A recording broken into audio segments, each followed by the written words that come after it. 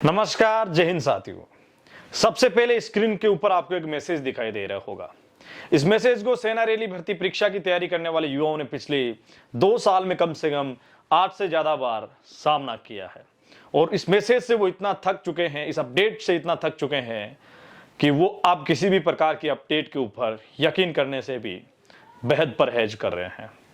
पिछले 2 साल से लगातार सेना रैली भर्ती परीक्षा का इंतजार कर रहे युवाओं को एक बड़ी अपडेट आपके साथ साझा कर रहा हूं। 31 मार्च 2022 के बाद देश में सेना रैली भर्ती परीक्षा की तैयारी करने वाले युवाओं को इस मैसेज का कभी भी सामना नहीं करना पड़ेगा। और बहुत सारे साथी बोलते हैं कि कोई ऑफिशियल स्टेटमेंट नहीं आता तब तक हम उसके ऊपर यकीन नहीं करते।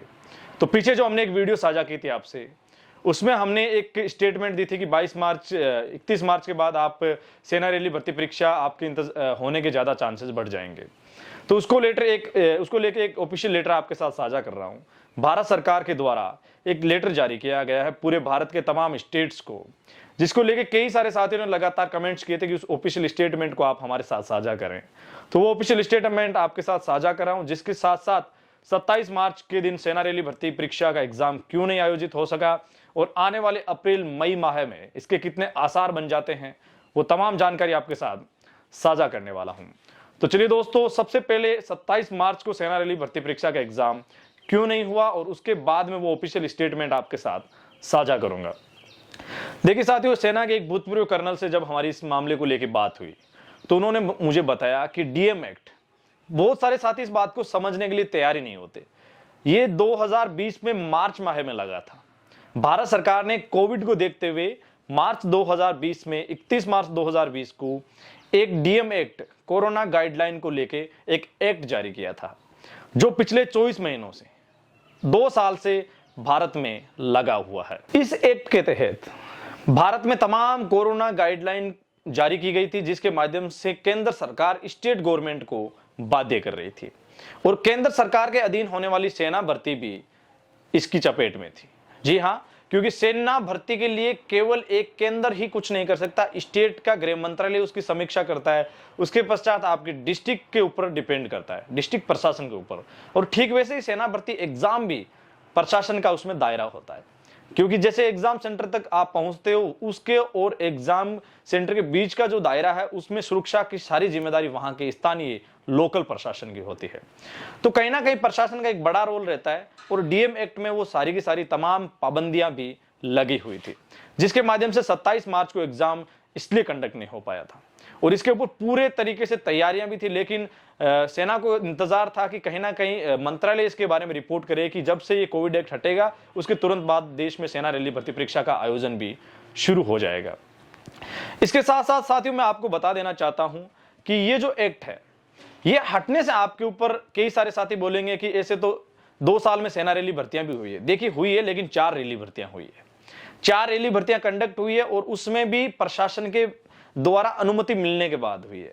बाकी प्रस्तावित 47 थी, बाकी की जो 45 रैली भर्तियां है वो नहीं हुई है।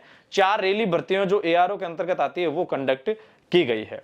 अब वो आपके साथ भारत सरकार के ऑफिशियल स्टेटमेंट आपके साथ साझा करते हैं, जो गृह मंत्रालय ने सभी स्टेट को साझा की है कि अब आप अपने लेवल से कुछ करेंगे तब उसमें केंद्र सरकार आपके ऊपर किसी भी प्रकार का दबाव नहीं बनाएगी। सेना रैली भर्ती को इसलिए इससे जोड़ रहा हूं कि केंद्र से जब परमिशन आएगी स्टेट को, तो स्टेट डायरेक्ट इसके लिए परमिशन आउट कर देगा और प्रशासन भी इसके लिए परमिशन आउट कर देगा। इसकी वजह यह है कि सेंट्रल गवर्नमेंट को पहले प्रशासन ये बोलता था, केंद्र सरकार को स्टेट गवर्नमेंट ये बोलती थी कि आपके द्वारा हमारे ऊपर एक गाइडलाइन लगी हुई है, जिसके माध्यम से हम तमाम गाइडलाइन को फॉलो नहीं कर पाते, इसलिए ये दिक्कत आ रही है।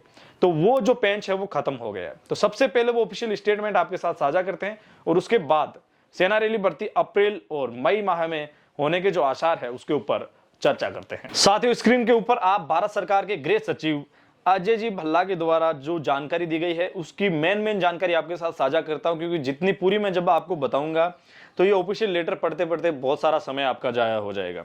तो सबसे पहले आप इस लेटर में देख पा रहे हैं, इंग्लिश में लेटर है, अगर आप इसको ट्रांसलेट करेंगे तो इसमें बताया गया है कि 24 मार्च 2020 को लगने वाला डीएम एक्ट जो है वो अब हटा लिया जा रहा है। जो 22 मार्च 2022 का ये लेटर है, जिसको 31 मार्च 2022 के बाद में हटा लिया जाएगा।